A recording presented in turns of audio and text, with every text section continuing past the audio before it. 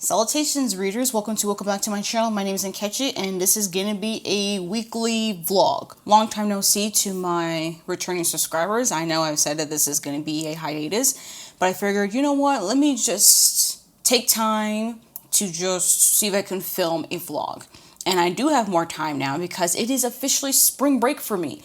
Officially, well, at least to me it is for sure, because, well, I don't have any classes tomorrow, which is a Friday. Today is a Thursday, and I'm just taking the opportunity to at least film this intro so that I can motivate it to film this vlog. And I'm going to take it for about a week, maybe like 5 days. I don't know.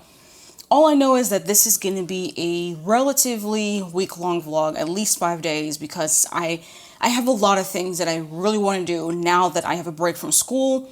There's books I really want to finish reading. Actually, there's a book I need to finish reading. There's a game that I really want to start playing, but I also got to do schoolwork things because even though, yes, this is a time for me to take a break, I still need to prepare myself for the next time I have class. And, there's actually going to be no days where there's no class, like actually there's no school or anything. It's just go, go, go, go, go, unless the professor says otherwise. So, taking this opportunity to rest, but also get a little bit ahead, or at least be mostly on time as far as my coursework. So there's a lot to get to, and I want to show y'all some things because I literally got home like about an hour ago, and I'm just trying to get myself situated and all that. I'll probably tell y'all some things about school. Look, it's a lot, and my plans for spring break. I don't have any plans to go anywhere specific. I'm not traveling anywhere. This is gonna be a mostly homebody, stay at home, do whatever going on locally kind of vlog. However, I will take you all with me as I go out and about and to be present, take the rest, prepare for school, and all of that. Let's see, I don't even know what to start with first because honestly, there's just so much. There's a lot I really want to share about school, but let's talk about it again when I came back from school. Because actually when I came back from school, I went to the library and I have borrowed a lot of DVDs. I have 6 DVD casings here, 4 of them are movies, and one of them is a TV show, just split into 2 parts. So let's start with the movies first. I went to the library because I grabbed a hold of Flow, which won the Best Animated Feature Film for the Oscars, I think the last year. I don't really know much about this film, to be quite honest, but I've been wanting to watch it ever since it won the award. Actually, even ever since it was even nominated. So one of my goals for sure in spring break is to watch Flow. Maybe I'll watch with the family. And then I also want to rewatch Pinocchio, Guillermo del Toro's Pinocchio specifically. I have seen this before already on Netflix, but I'm borrowing it as a DVD because I just felt like it. So we're going to watch that one. And then I've never seen Batman Ninja before, but when I saw it available in my library, I was like, you know what? I should give this one a shot. So I think my mom and I are going to watch this together because she's also very much interested in this one. So we'll watch this one together. And then I saw this film. It's a French film. It's a drama. It's called Portrait of a Lady on Fire. And based on a little bit of synopsis that I've read from, it looks to be sapphic. At least I think it's sapphic. Now, if I'm wrong, I'm wrong, but I'll watch and I'll let y'all know. But the film en français is Portrait de la jeune fille en feu. Portrait of a young lady on fire. I don't know. I haven't watched much French media, French cinema. I mean, well, honestly, French media or cinema, really, but since this was available to the library, I was like, you know what? Let's give it a shot, right? And as far as the show that I plan to watch as well, that I have the first season in 2 parts, it's Fruits Basket. I got part 1 and 2. I think this is the older version of Fruits Basket, because I watched the older version. I've never seen the newer version. I think this is the older one, so yeah, and I heard that, or is this the newer one? Honestly, I don't know. Honestly, I have no idea. All I know is that I want to rewatch Fruit Basket, so I'm going to start with season 1. And it was available through my library, so I'm so glad I was able to get part 1 and part 2 at the same time. So yeah, that's a lot, not gonna lie. It is a lot of movies, a lot of TV shows. Probably wondering how am I supposed to be able to read anything with the amount of things that I plan to watch, but you know, we're going to make it work. We're going to make it work. I just have a lot of things that I really, really want to watch. And then, of course, I do want to continue watching Abbott Elementary, Season 5, which, by the way, we finally got news that the 6th season has been officially announced. There will be a Season 6, and I'm very, very happy about that and looking forward to more episodes, for sure, of basically my favorite ongoing show right now. Now, as far as books that I plan to read, my main priority right now is Quiet Spells by Issa Agajanian. This is the sequel to Modern Divination. This is the second and final book in the Spells for Life and Death duology. So this is the conclusion. I actually thought to pre-order the book, but I didn't get a chance to pre-order it. I was actually lucky and went to Barnes & Noble and they had it out early. So I've been very excited. I recently got the audiobook actually from the library, and the audiobook is due in less than a week, so I'm kind of rushing through Quiet Spells so that I can like read it with the audiobook, because I really appreciate the audiobook narrator. And so far I am enjoying this. I'm about 40% of the way through in this book, and I can't really say much as far as like what's going on right now. It's still, I mean, it's not as slow paced as Modern Divination. I actually think the pacing is a little bit more consistent in Quiet Spells than Modern Divination, to me at least, which I do appreciate. The characters are still interesting. The magic is, I think, a little bit more present. Not the usage of magic, but being a part of this magical world is a lot more present here. So I appreciate that this is a little bit more plot and its connection to the character development a little bit more, especially since I already now know who Teddy and Rory are as characters, and seeing their relationship and their connection between each other bloom a little bit more. And this is a more of a Theodore Teddy Ingram book. Modern Divination was more of a shorts book, so I get more of Teddy's perspective in here, which I also really appreciate. So I don't know, Quiet Spells is doing things that I expect out of a sequel, and then I'm hoping that it will stick to the landing at the very end, since this is also the conclusion. So yeah, this is pretty much the markings of a really good second book in a series, or conclusion. And this is also the author's sophomore novel. Well, actually, technically, it's not the sophomore novel, because Modern Divination and then Heavy Metal Lover, that came out in November of last year, which I still am waiting for the library to get to me. Like, it's still on order. I'm waiting for that one, because I really want to read that one, and it's a standalone, so I'm very much curious about that one. So actually, Quiet Spells is the third book that's been published by this author. Now, as far as chronology goes written, I don't know. All I know is that I am prioritizing my reading time with Quiet Spells, because I need to finish reading this book. So for sure, this book is going to get finished. Okay? I'll be very upset with myself if I don't finish this book in basically the time frame of this vlog. Like, for real. This is one of the books. And then the other book I'm reading are actually two arcs. I'm actually reading arcs right now. I have Seasons of Glass and Iron, which is a short story collection written by Amal Al-Motar. That book doesn't come out until March 24th, and by the time y'all see this vlog, I'm pretty sure the short story collection will already be available for y'all to purchase or to borrow from your library, assuming that they have the copies, whatever. I've gone to the second short story. I'm not very far into the short story collection, honestly. I don't remember how many short stories there are in this collection, but I'm in the second one, and I do really like it. I do appreciate the writing style. I really enjoy the first short story, and now in the second one, I'm trying to figure out what's going on, but I'm pretty early on, so I don't have many thoughts on this one. And then I also really want to see if I can finish reading A Long and Speaking Silence by Nevo. This is the 7th installment in the Seeking Hill cycle, and it's pretty short, so I do believe I can finish reading this book, but Quiet Spells is really my main priority right now, and it's also the only thing I'm reading via audio as well. Like, even though I have a physical copy of Quiet Spells, I'm not really hyped at reading it. But with A Long and Speaking Silence, I recently started it. I'm not very far into it, but I also really like it. I like where we have started the story on as far as Chi and their journey to being a fully experienced, trained cleric. And I think it's really cool. And of course, I feel as though that this installment is very much timely as to what's going on right now. As well. So, Long Speaking Silence, Seasons of Glass and Iron, those are the two arcs that I'm like going back and forth on right now on my Kobo. And then Quiet Spells is the only like audiobook read that I have right now.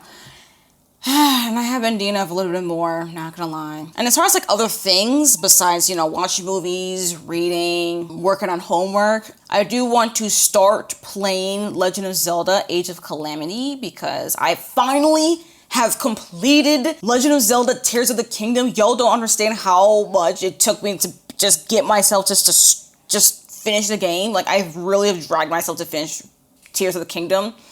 And it felt so satisfying to finally defeat Ganondorf. Like, it If any of y'all play this game, y'all know how hard it is. And I was trying to figure it out because I've always been bad at the flurry rush attacks. Y'all, I was so bad at dodging and just getting the right timing. But once I figured it out, it all worked out just right. And this ending was so satisfying. Oh my gosh.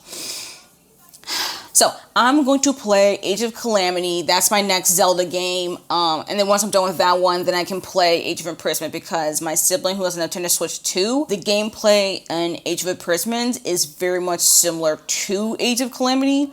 So I'm going to do Age of Calamity first before I get into Age of Imprisonment. And yeah, and once I do those 2 games, I think those are like the 4 games I'll be playing. It's like Breath of the Wild, Tears of the Kingdom, Age of Calamity, and Age of Hyrule Warriors, Age of Imprisonment. I think those are like the 4 Zelda games that I'll be playing. If I end up branching out to other ones, cool. But I think those 4 is going to be like the core of my gaming knowledge, okay? Because I don't know. I don't know if I'm going to branch out more. But so far, I don't game as much. But when I do, it's usually a Zelda game, because that's just what I play as the first Splatoon. Yeah, as you can see, now that I have so much time, I kind of like, oh yeah, there's like other things I also like to do.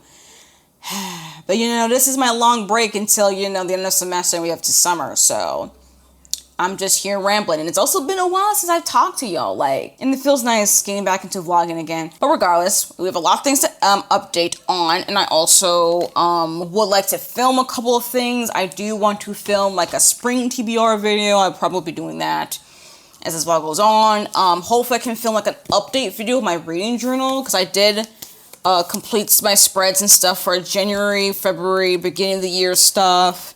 I'm already doing stuff for March already, and since I'm watching all these movies and stuff, I probably adding my reviews on here. Not all of them. I don't review every single movie I watch into, and then put the review in my notebook. I'm not going to do that for every single movie, because there's just movies that, like, you know, I don't have many thoughts on, and they don't need to be in here. Especially since this is a reading journal, you know.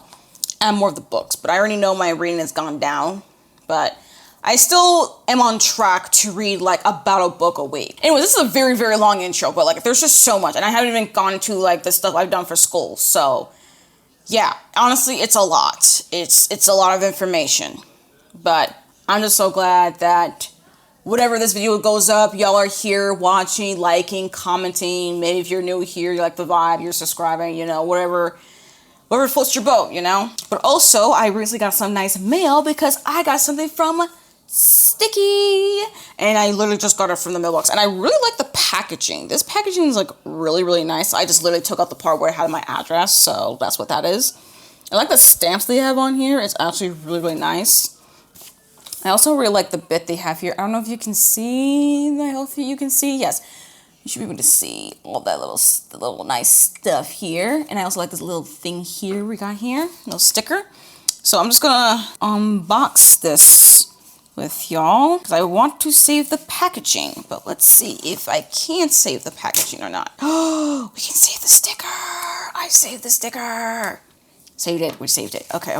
So yeah, I got some stickers because I'm kind of running low on some stickers, not gonna lie, that I got from my, what was it, advent calendar? Yeah, so I just bought some like sticker packs and stuff, just some random singular sticker packs, and I got like 6 sticker sheets here just to add certain designs, and I really like them too. So maybe I'll show y'all some footage here of like what the stickers look like. One of them is like this frog one. It's really nice and very, very cute. It looks like the artist name is Chetum, and it's very cute. I just really like the frog vibe, the froggy wizard. It's just really, really cute. And then we also have here a light and dark academia sticker sheet as well. I really like the bust here. I really like the black girl here, and this other girl here, and this other stuff. And the cat is just like really nice. And the artist, I don't know, is it Runa Amartuti? I don't know. I have no idea how to pronounce this, so apologies. But this is a really cool sticker sheet here. And then this sticker sheet, I'm actually kind of saving it for whenever I get a chance to read like a Greek myth retelling, or the Odyssey / the Iliad or something. It's from Buddy Minds. And this is really, really nice. I love the dark, the black with the gold and the orange. Like, it's just a really nice contrast between it all. And then this one is very much tarot.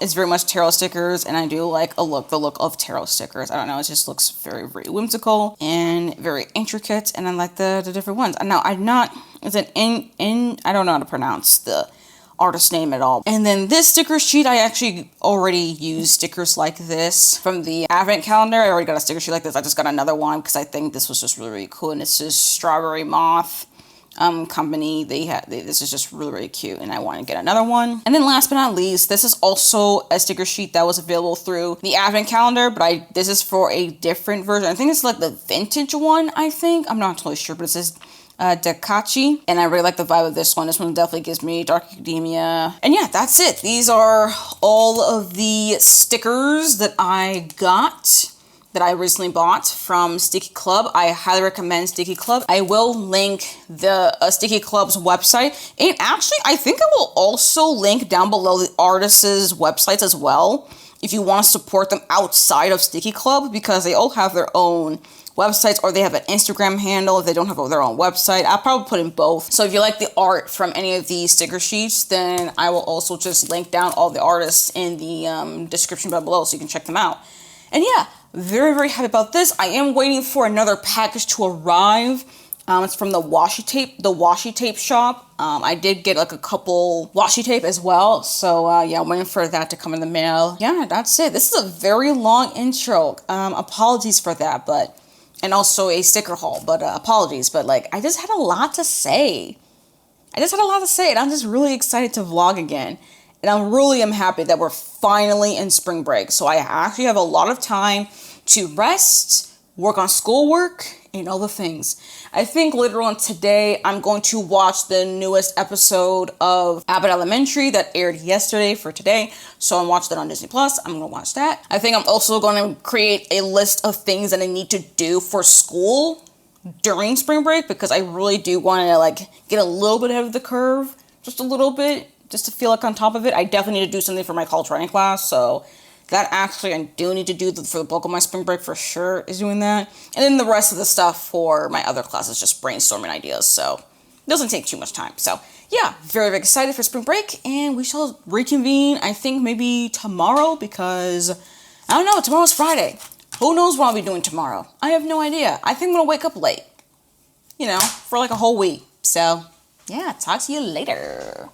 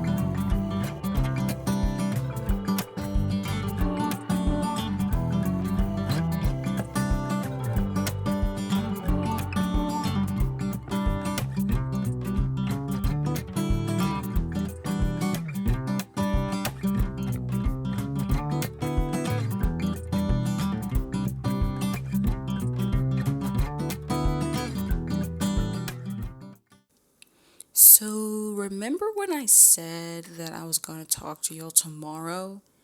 Yeah, that was a major lie. It's literally Monday. And even though it is dark outside, it's actually a Monday morning. It's literally past 1 a.m. right now. I have not talked to y'all in a few days. So, I'm kind of here to be like, hey, let's update because we need to talk. Look, if there's one thing you gotta know is that I definitely rested, okay? I was very tired. I just wanted to play around. So I showed y'all, I got some stuff at Walmart. I got an external hard drive. I got 2 Funko Pops. I got Bluey, seasons 1 through 3, because I really do love the show.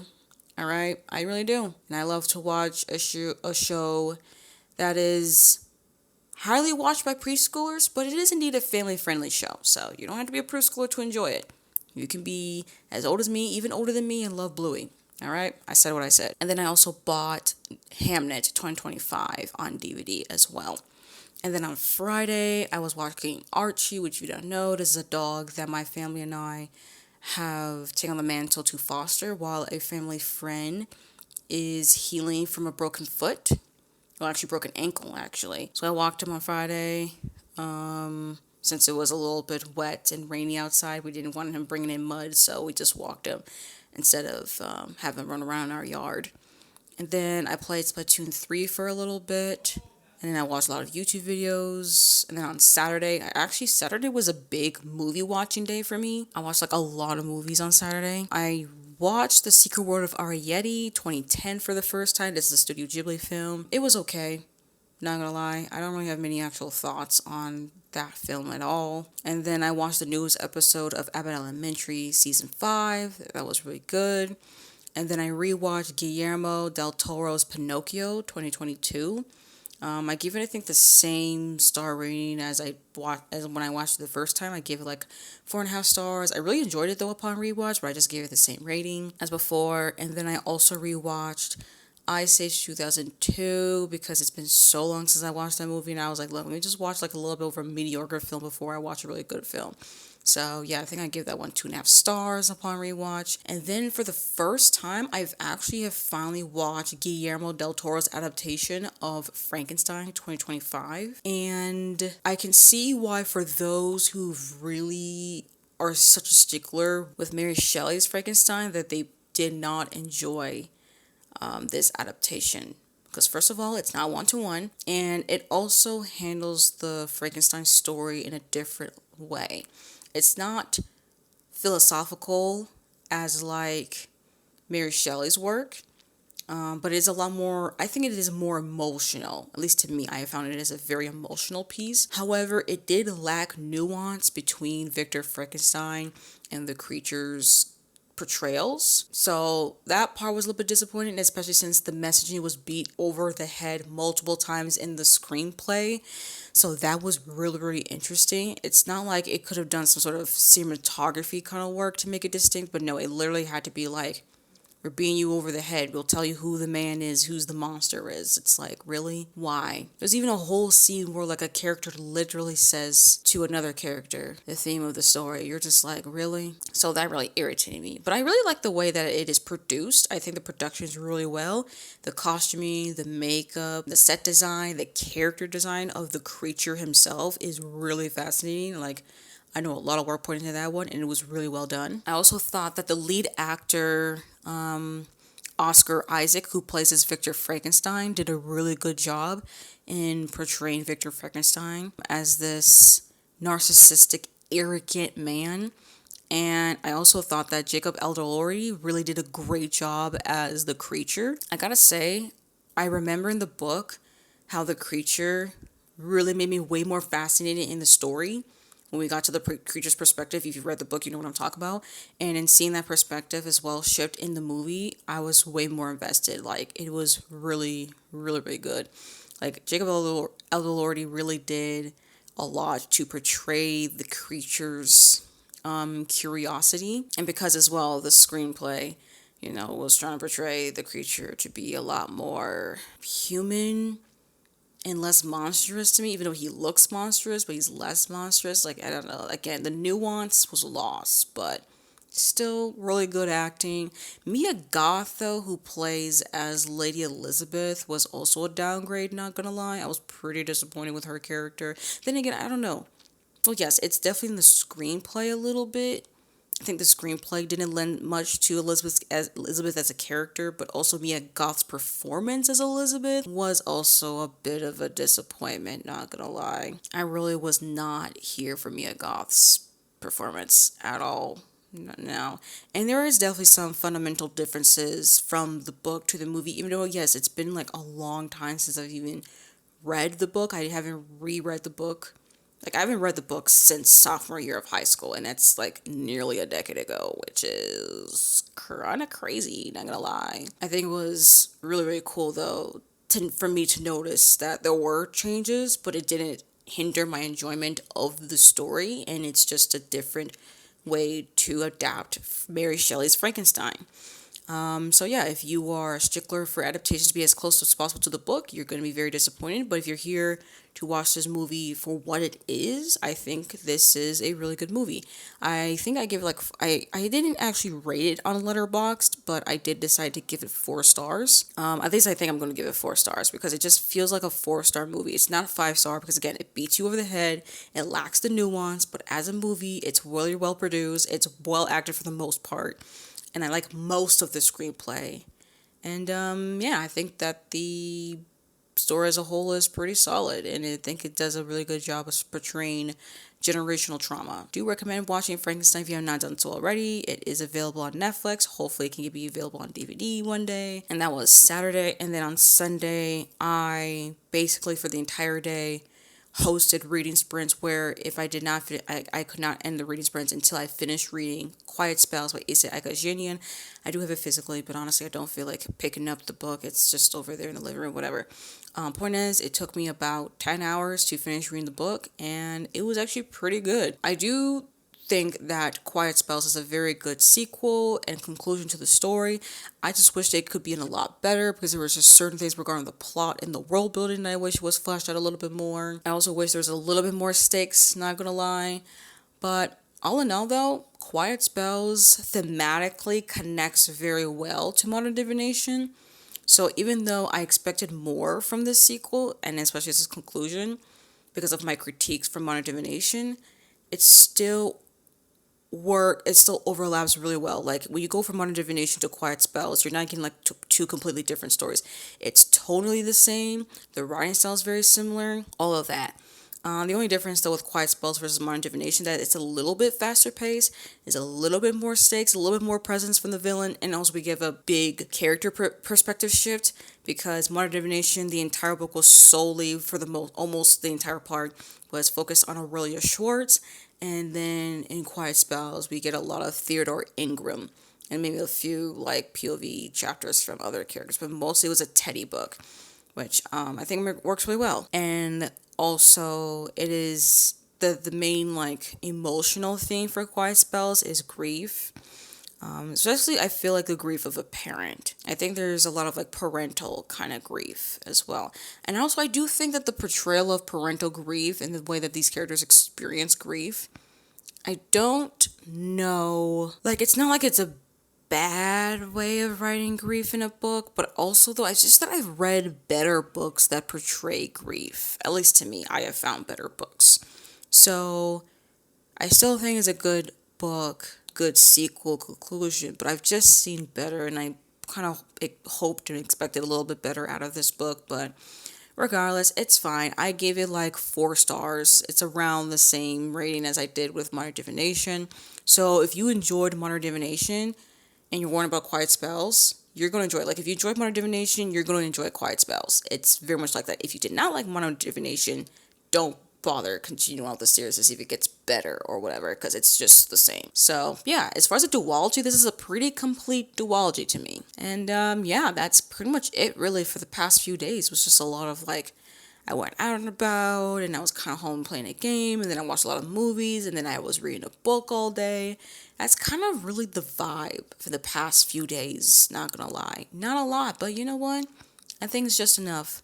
I'm really feeling really well rested, and now that it is Monday, almost 1:30 in the morning, which by the way, daylight savings was literally yesterday, so I had to change all the clocks to spring forward, and it also messed me up a little bit, not gonna lie, because I'm like, wow, at this point in time, it's already like 1 when really it's supposed to be like maybe midnight, whatever. But regardless though, I am satisfied that I have done this much resting, and now I have more days for me to just rest. So I'm not really sure what I'm gonna do later on today, as in Monday. I think I'll probably watch a couple of movies. I actually recently just showered, so I'm kind of just like doing whatever right now until like I feel like I can go to bed. So maybe I'll read something from my Kobo or something. I don't know. I think I'm going to read something from my Kobo. Oh yeah, which by the way, I actually did rearrange some stickers on my Kobo. So we got some stickers here, and then we got some stickers over here.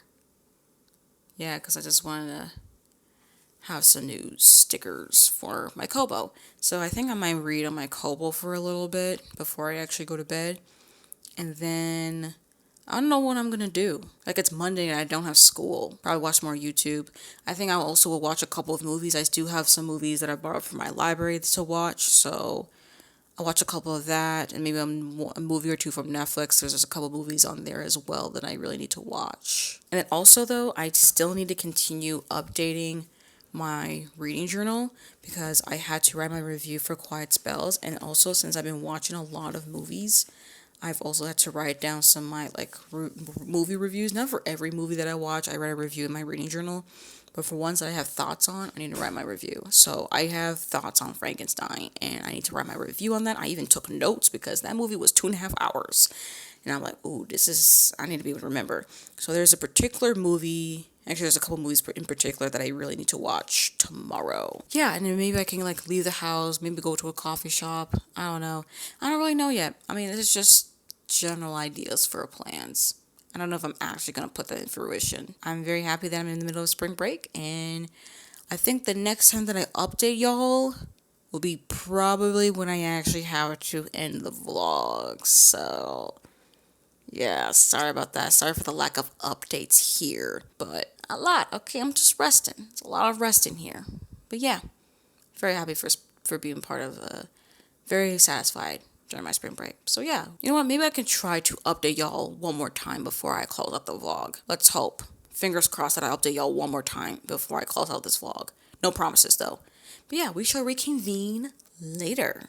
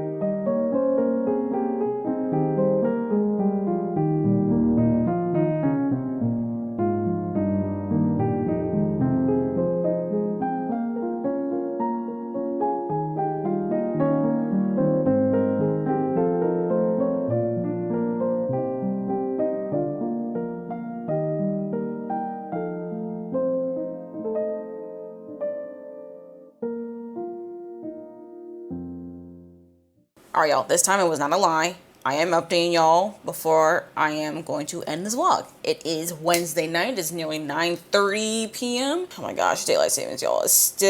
I'm still trying to wrap my head around the fact that this time last week, right now, it'd be closer to 8:30, not closer to 9:30 p.m. But you know what? It is what it is. Daylight savings sucks. Not to say central daylight time every single time until like November. Hate it. Anyways, regardless, updates. Not gonna lie, not much to update y'all on, besides the fact that I did do a haul. I did get my haul from the washi tape shop, and I will be linking in the video description down below links to the washi tape set and the PAT set as roll as well. From the washi tape shop, I'm not affiliated from them. I don't have any affiliated code or anything like that. I don't have any affiliate code of anything, so I'm just here shouting out the washi tape shop because I just really like their stuff. They have really good quality washi tape and PE tape, and they're all created by humans. Like, the art in them is created by actual human beings, and none of it is AI. So appreciate that. Let's see, what else did I do? I did finish editing my reading journal flip through for 2025, so that's great. You will be getting that video towards the end of March 2026. Won't be surprised if that video comes out before this vlog goes out, so you know, typical stuff. Let's see. And honestly, the past few days, I just been paying attention to like football news. Honestly, I just been paying attention to the fact that the National Football League free agency started on Monday, just for people to do trades and signings, this and the third. The NFL league years literally started on March 11th today. It's a whole thing, and there's already drama. And like, if you're into the National Football League, you already know that drama. I'm not going to talk about it here because I know not a lot of y'all really care. So I'm not really going to get into it. But honestly, this is a lot. Honestly, the last 48 hours was such a frenzy. I was like, wait, how did we get here? I had so many opinions, and then I'm like, you know what? It is what it is. Let's just see how the 2026 season starts. And that's just American football. I mean, I did actually watch the, what was it? The Boston Celtics versus the San Antonio Spurs. I did actually watch that game on NBC since it was a nationally televised game. I saw the whole Jaylen Brown ejection thing. I saw Wemby did his thing. Oh, I heard about Bam Adebayo and his highest amount of points scored by a player in a game, how he passed Kobe Bryant, and how a lot of people, like his peer, Bam's peers, and even other basketball folks are really upset, and then some people are really happy for him, other people are really sad because he surpassed Kobe's record, and it's just a whole job. Honestly, there's just so much like sports drama, because like even the World Baseball Classics thing with Team USA, just, it's a whole thing. I'm like, y'all, this is too much for me in the past like 24 to 48 hours. Like, my gosh, sports news, y'all, was a lot. And I know not all y'all care about sports, but to me, I care about the sports, okay? Because I am waiting for American football season to start, but it won't start until basically I have fall semester. But man, do I want American football season to start, even though it's gonna be bad, because like spring break is almost over. That's another thing too. Spring break is almost over. Oh, it's already Wednesday night. I have a few more nights left before it's go, go, go, go. But I am indeed taking this time to rest because I don't really want to think about school. I really don't. To the point that I started junk journaling. Like, I've had this A5 notebook for, I think for actually a few months now. Yeah, I think I've held on to this notebook since like, when was this? Oh wow, I've had it since October? Oh wow, I didn't realize I had it for that long. I thought it was November, but no, I've had it since October. Damn, I've had this for a good long minute. And for a while, I wasn't sure what to like do with it or anything. I was like, well, am I gonna do this like a personal, like a diary kind of thing, like a daily journal thing, or am I just gonna make some spreads? Like, I don't know what to do. I didn't know if I want to do like a do whatever I want notebook, or I want to have a specific purpose. And right now, I'm using it as a junk journal. So I think I showed y'all some like random spreads I was working on. I also did some experimentation on the washi tape itself, just to like, you know, get a sense of like what the washi tape would look like and all that, like together. And it looked really nice. And I was just playing around with some stickers and stuff that I already have. I had a lot of Stitch stickers, so I was just playing around with that. And then I even made another spread with some different sticker set kind of thing. So yeah, I don't know. I don't know. I'm getting into junk journaling. I still have spreads left. I have pages left in this thing.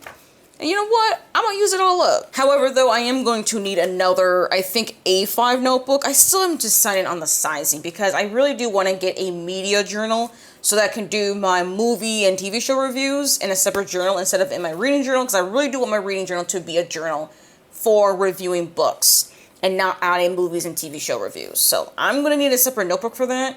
I'm just trying to decide if I should do an A5 or a B5, another square. I don't know. I haven't decided on the sizing. Maybe I could do a square. I don't know. Don't want to have that many square notebooks, though.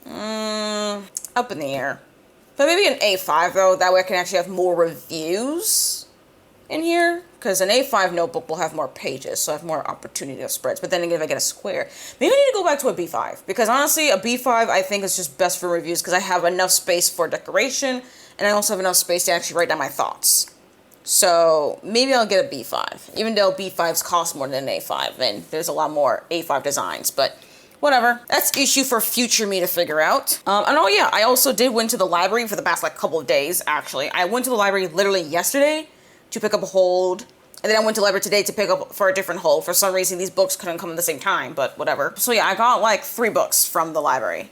And then I returned the DVD. I think I returned Guillermo del Toro's Pinocchio on DVD. I returned that. So one of the books that I borrowed from the library is called Friendly City, A Year of Walks by Sofia Samamatar. So this is basically a collection of essays by this author who took a year documenting her walks through her, I think, hometown. Where was this? Harrisonburg, Virginia. Yeah, I don't even remember where I found out about this book. I genuinely have no idea. All I remember is myself placing a hold on this because I think I saw something about the author herself, maybe. And then I found out about if you are interested in reading like a Virginia Woolf's work or something, you could try reading this or something like that. Or maybe I don't know. I feel like I read a short story from this author before, but I just don't remember from where. I already forgot. I don't know. Regardless, I'll give this one a shot. I don't know when I'll start reading it. And then I finally, oh my gosh, I don't know why it took so long, but my library finally purchased copies of this book. And also it was a book that was recommended to me for like a 6Rex by 6 friends. And that is Heavy Metal Lover by Isa Agajanian. So there's the same author as Quiet Spells, which, by the way, I did post reading sprints to finish reading Quiet Spells. So if you've seen those reading sprints, thank you all for joining me on that one. I think I'll link the sprints down below if you want to check out the replay, which I think is worth watching because I had a lot of talks about other things. But regardless, the book itself, this is a queer, I think this is like a sapphic fantasy sci-fi, or maybe this is a sci-fi. I think this is more sci-fi. I think this was recommended for fans of Arcane. And like, I did enjoy Arcane now. Season 1 specifically, more so than like season 2. I have issues with season 2, but season 1 I had fun times with. And I forgot what the other comps were. I think it was like A Getting in the Ninth, Arcane, some like very much giving butch lesbian, okay? And I was like, you know what? Say less. Butch lesbian, sci-fi, standalone. Do I need to know anything else? I mean, I should, but am I gonna? No. I'm just curious about this one, not gonna lie, because I think this one had to be self-published, I think, because when the author was querying this book for traditional publishers, no one really picked it up, which is unfortunate, so they had to self-publish this one. So I'm glad that my library took a chance and decided to purchase copies of Agajanian's standalone novel. Because I think my public library got copies of the self-published version of Modern Divination. But also I'm hoping they also got the traditionally published version as well. But regardless, I'm appreciative that I finally got a chance to borrow this book from the library. And then I can start reading this. I mean, hopefully I enjoy it. Because I did enjoy Modern Divination and Quiet Spells. I think that's a very solid duology, especially since that's a debut series, and this is a standalone. So I think I will appreciate the writing style here. We'll just see about the character work and the plot pacing, because honestly, I had issues with plot pacing in Spells for Life and Death duology, but I did really enjoy the characters. So hopefully I enjoyed the characters here, and then hopefully the plot pacing is better.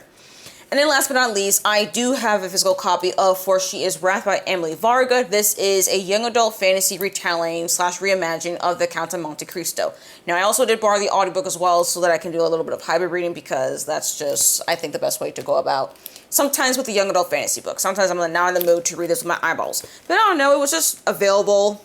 It's like on the shelves. And I was like, you know what? Give this one a shot, especially since I have been worried about reading the Count of Monte Cristo for a while, so if I figured that reading a retelling or / reimagining will help me to get started on that. So yeah, these are the books that I have borrowed from my library, and we'll see if any of them get read. I would love for all 3 of them to be read before I give them back to the library, but you know what? Spring break is almost over, and I got like other books now. I got other books to read, but hey, I'm still optimistic that I'll get through one of these. We shall see how it all goes. But yeah, that's somewhat all I have to update y'all on, I think. But I am going to extend this vlog though for another couple of days. In fact, I do actually have some like these reading sprints will not end until I finish my career read kind of thing, because I actually got approved of the audiobook for Seasons of Glass and Iron Stories by Amal Al-Multar. I already have an e-arc from Tor.com, and now I was approved of the ALC from Macmillan Audio. Now, I have gotten to the point in the short story collection where I've already read 2 short stories, and the first one I was really here for. I actually really liked it. The second one, not quite a fan, not gonna lie. I didn't particularly care for the second short story. I think the second one was just fine. We'll see as I continue on the short story collection, but honestly, that's just the way it is with short story collections and anthologies. Anthologies, I find it harder because it's such different authors, writing styles and stuff, even though the themes and topics could be similar, but the way they write it could really not mesh with me.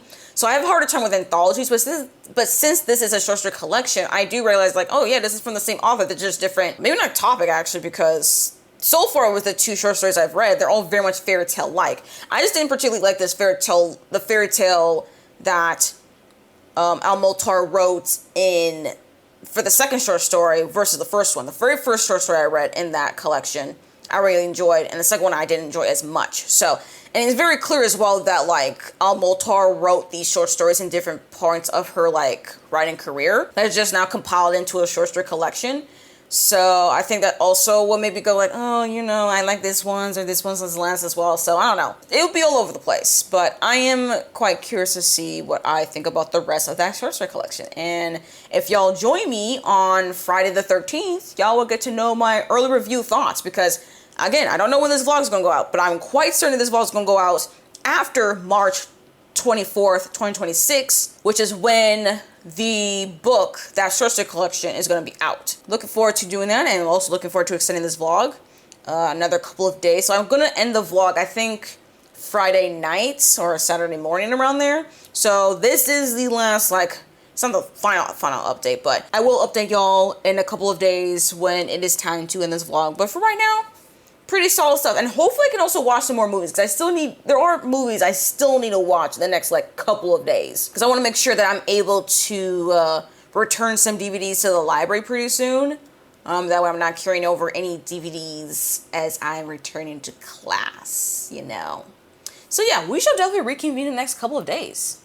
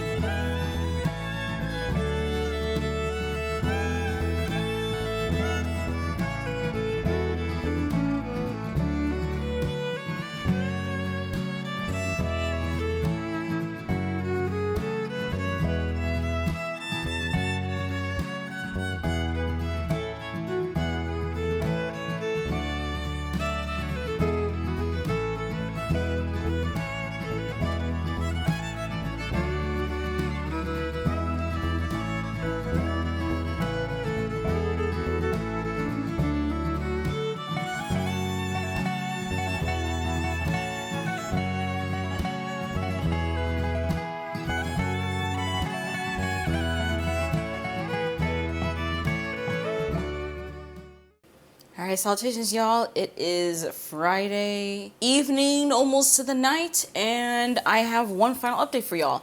So, I think y'all seen the B-roll. I did watch Wake Up Dead Man, a Knives Out mystery, 2025, that's available on Netflix, and honestly, I really enjoyed it. I also have been trying to update my thoughts in my reading journal, which I do think I am gonna need to invest actually in getting a separate journal for all my media reviews. Like, come on now, this is supposed to be for book reviews. But for right now, I'm going to include all my thoughts on any movie or TV show I watch in this journal until I get a new journal.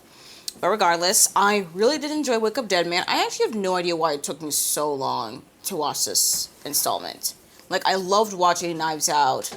And I did enjoy Glass Onion, but Wake Up Dead Man, on a thematic note, was stronger to me than any of the previous movies. But I don't think it's really the best mystery per se. Like, I still feel like Knives Out 2019 is still like the best mystery, like the way it happened and the turns and the intrigue and like how you feel like every single character is a suspect. As I've watched more of these movies, I've noticed that it's gotten easier for me to notice who's really like most likely the culprit or maybe someone who's possibly an accomplice. So I don't know that that's really the writing of these murder mysteries, these whodunit mysteries, or maybe I'm just getting better at recognizing Rian Johnson's pattern for writing these films. I don't know yet. I have not decided. I need him to make another film with Daniel Craig, who plays as Benoit Blanc, because he is so good. I also really like the theme of faith, religion, sin, and forgiveness, and how Johnson tackled that, and how there are benefits to faith and religion. But there's also some consequences, especially when it's tied to power, and especially how that affects women in the religious communities as well. I don't know, this just, on a thematic note, really hit me more than any of his other ones, except that I just don't think the mystery itself was the strongest aspect, but that's fine. I think the mystery is fine in of itself. But I will say, though, I definitely guessed on who was most likely the culprit for the murder. Like, I clocked the culprit I clocked it pretty quickly. I was like, you are very suspicious. I don't trust you. I think you're the one who did it. I could not for the life of me, though, figure out how this person did it or how they got these other people involved, but I can definitely say is like who the main person who needs to say the things that needs to be said. I definitely guessed correctly. I don't know, maybe I have gotten better at noticing certain red herrings or something, or not getting distracted by certain things. I don't know, but I will say though, I always appreciate the very end, you know, like the last 20 minutes of the film where like you get like the explanation for everything, whether it's like the culprit admitting or the detective just saying who did it and all that. Really much enjoyed this one. I gave this one 4.5 stars. And then I also watched Portrait of a Lady on Fire, 2019, or as it is pronounced en français, Portrait de la jeune fille en feu. Portrait of a young girl on fire. Something like that is more of a direct translation. But yeah, this is a French film that features a painter who is tasked to create a portrait of a young mistress who is meant to get married to this, I don't know, rich guy in Milan, Italy. Those two develop a relationship as the painter gets to know the young mistress so that she could paint her, and well, it is very much gay, it's very much sapphic, okay? It is sensual, it is sexual, it's erotic, it is really good. However, I will say, though, that I was not a fan of the cinematography.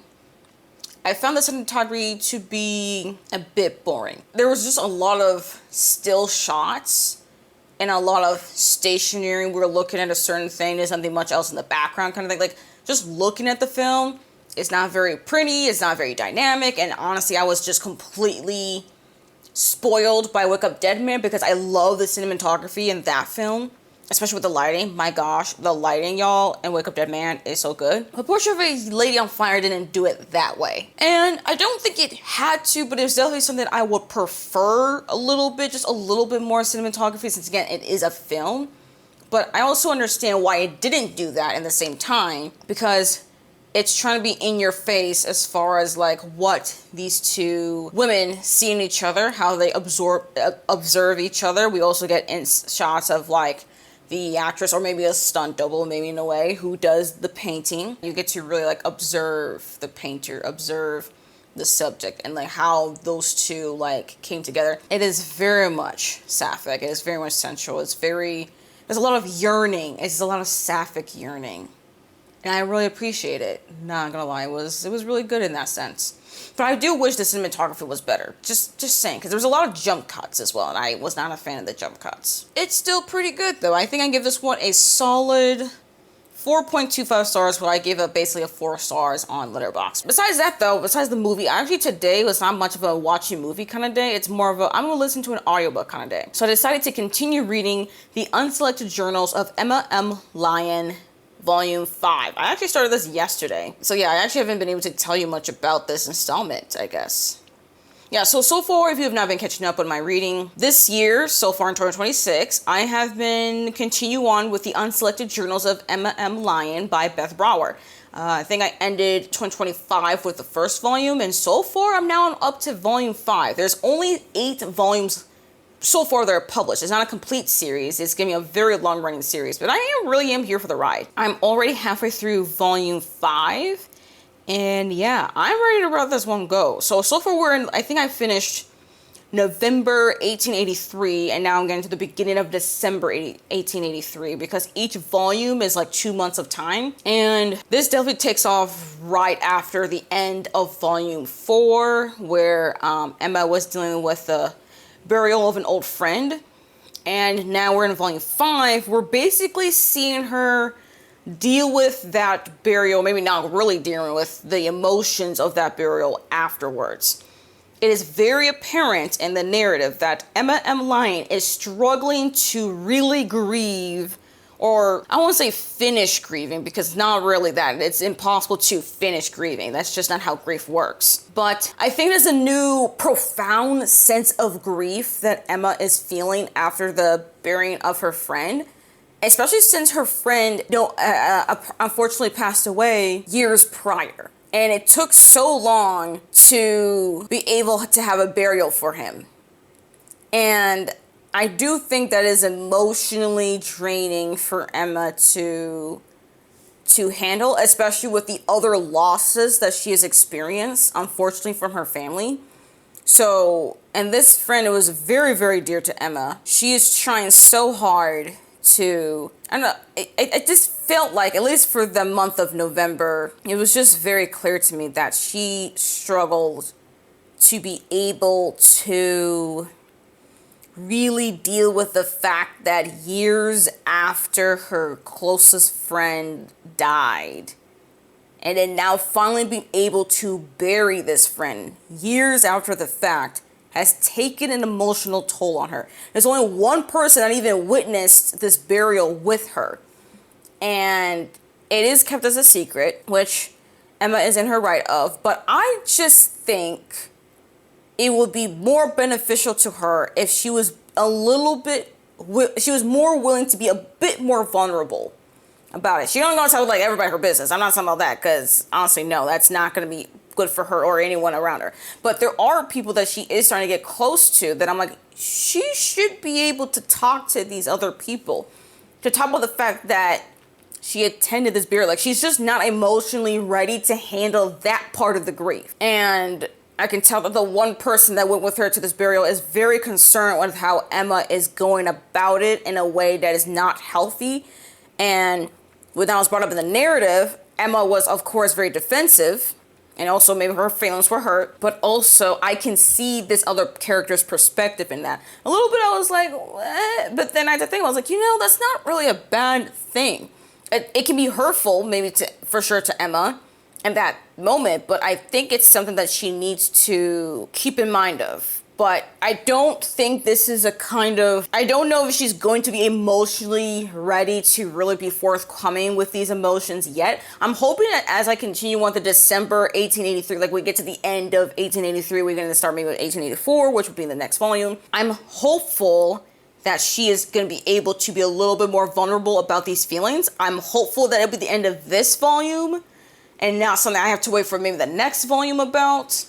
But I do know that this is going to be something that's going to be hard for Emma to reconcile with, because it took so long just for this burial to even happen, that even as Emma M. Lyon is writing in her journal, I don't think this is something that she's even been able to quite articulate herself, which is why I think it gets a little bit, I have a little bit trouble with as well when I read the narrative.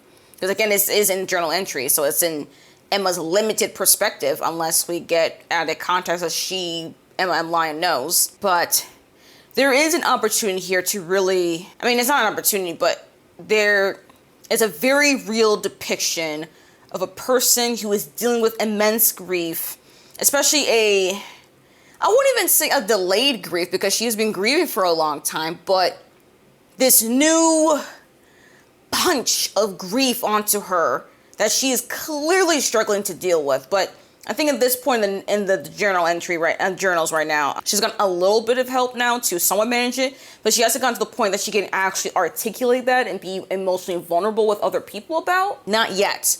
It is something, though, I'm hopeful that maybe at the end of this volume or at the start of the next volume, when we start to like January 1884, because actually that would have been, actually at that point in the volumes, because that'll be volume 6? Yeah, volume 6. Emma Lyon's gonna be turning 21, so yeah. Well, regardless, the point is, though, is that Emma M. Lyon is a very charming, enigmatic, troublesome main character to follow.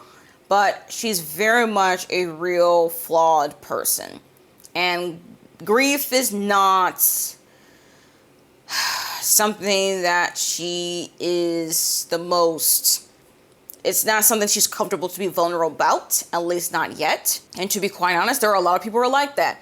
Grief is something that every single human being has experienced or will experience, and even continue to experience. That's something that I don't think will ever change. Now, how you handle that grief, whether you're by yourself, with a small group of people, a large group of people, or if it's collective or individual, that is very dependent. And especially when one handles grief, especially if there's any particular, especially if it gets into like, whether it's a deep, profound sadness or a deep, profound rage or an anger, or somewhere in between where you're maybe more apathetic. I don't know. That's its own can of worms right there. But regardless, though, I do really like how Beth Brosser as an author is really depicting this sense of grief from a character who she clearly does not notice how she's kind of refusing to grieve a certain part of this process. Like, she knows she's been grieving for a while, but she's kind of been also avoiding grief at the same time. So I'm hopeful that either at the end of this volume or in the start of the next volume, we're going to start tackling that just a little bit more. Like, we really need to start tackling that. And I think it's best for her to tackle that sooner than later, because delayed grief is not really good on the health. So, yeah, that's really my general thoughts on being around halfway through a book right now. And that's it, y'all. That's all my thoughts for today. Actually, that's it for the vlog. It is literally Friday. By the time is the next weekday, I'm in school again. Yay. I don't know if I really like that. Actually, I don't. I really don't like that fact at all. I don't like the fact that on Monday I'm going to go back to school, which means I got to go back to waking up early consistently 4 days a week for another 8 weeks. I don't like it. I really don't, because there's not going to be a lot of days where I'm going to be able to not have class. And I don't like that, except for Fridays. I don't have classes on Fridays, which I'm very grateful for. And I hope that continues as I continue to pursue my education. And regardless, hopefully by the time that this video is out, maybe it'll be getting closer to being done with the semester. Well, then that's a really long time, but regardless, most likely y'all won't even see this video until April or May 2026. Y'all will let me know if I'm right about that assessment. Thank you all for joining me. I hope you liked the video. Look, I don't know how long this video is, but I'm assuming it's a very long one. So if you've made it this far, I really appreciate y'all sticking for the ride here. Especially since I have not been able to vlog for a long minute.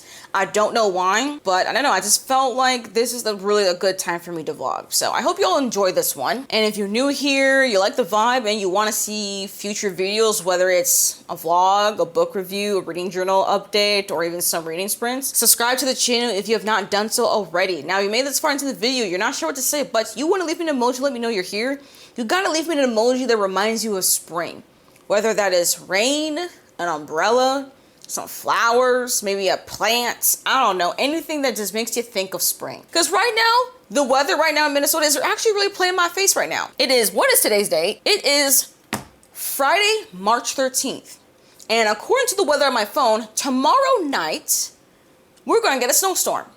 And I think that's some messed up, fucked up shit right there. Don't appreciate that. Not happy, but we persist. Anyways, thank you again for watching this video, and I hope to see you on my next one. Bye.